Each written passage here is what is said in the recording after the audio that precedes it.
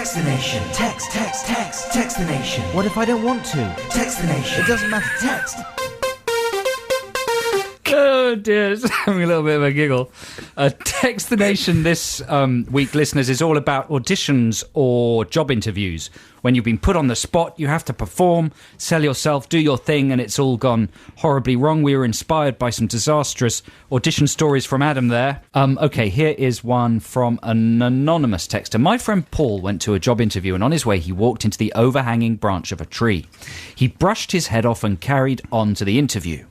At first, everything was going well in the interview. He was answering the questions and felt he had a rapport with the lady. But then something appeared in front of his eyes. It was a baby spider that had just hatched in his hair. He carried on answering questions while trying to coolly brush the spider away with his hand, praying that the interview hadn't seen it. As the interview continued, more and more spiders hatched in his hair and abseiled down the front of his face. He managed somehow to get through the interview, but couldn't tell from her expression if she had noticed. As they were so tiny, it was possible she hadn't seen them and had just thought he had a nervous habit of running his hand through his hair. He stood up to shake her hand and decided to say, "Sorry to be the bringer of the spiders." He never heard back from the company. Wow. Of course, the other thing is that he was just imagining them. He'd eaten something weird, you know? Maybe. And he was going into a special place in his mind.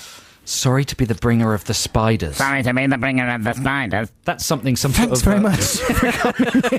That's the sort of thing an agent of Satan might say. Yeah, exactly. If he was preparing for the apocalypse. We'll keep your CV on file, and if anything comes up, we'll give you a call.